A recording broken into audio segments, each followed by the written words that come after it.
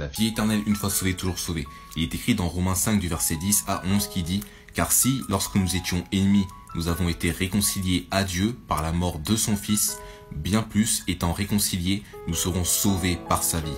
Et non seulement cela, mais nous nous réjouissons aussi en Dieu par notre Seigneur Jésus-Christ, par qui nous avons maintenant reçu la réconciliation. » Premièrement, il est dit « Car si, lorsque nous étions ennemis, nous avons été réconciliés à Dieu par la mort de son Fils. » Donc, lorsque nous étions ennemis, c'est le fait de ne pas être sauvés, d'accord? Avant que nous ne soyons pas sauvés. Donc il est dit, car si lorsque nous étions ennemis, nous avons été réconciliés à Dieu par la mort de son Fils. Donc il est dit que nous sommes réconciliés à Dieu par la mort de son Fils. Et que donc, nous ne sommes pas réconciliés à Dieu par nos bonnes œuvres ou par nos bonnes actions ou par nous-mêmes. Non, nous ne pouvons pas nous réconcilier à Dieu par nous-mêmes, mais nous devons nous réconcilier à Dieu par le Sauveur Jésus-Christ et non par nos bonnes actions ou par nos bonnes œuvres.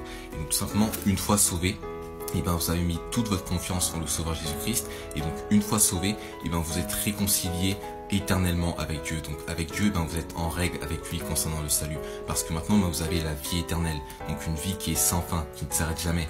Le mot éternité signifie à toujours, à jamais.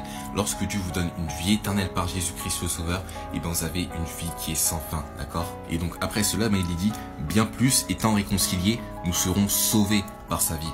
Donc là, il est bien dit, nous serons sauvés par sa vie. La vie de qui? De la vie de Jésus-Christ, d'accord? Parce que c'est lui qui a la vie éternelle, c'est lui qui a le salut éternel. Et donc il n'est pas dit, bien plus, étant réconciliés, nous serons sauvés par nous-mêmes. Non, il n'est pas dit ça. Il n'est pas dit, nous serons sauvés par nos bonnes œuvres. Il n'est pas dit, nous serons sauvés par nos bonnes actions. Non, il n'est jamais dit ça.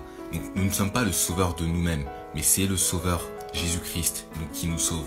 Et que donc nous avons le salut éternel, la vie éternelle par lui. Donc après cela, il est dit, et non seulement cela, mais nous nous réjouissons aussi en Dieu par notre Seigneur Jésus-Christ, par qui nous avons maintenant reçu la réconciliation. Donc une fois sauvés, vous êtes sauvés pour l'éternité. Pourquoi? Parce que maintenant vous avez reçu la réconciliation avec Dieu.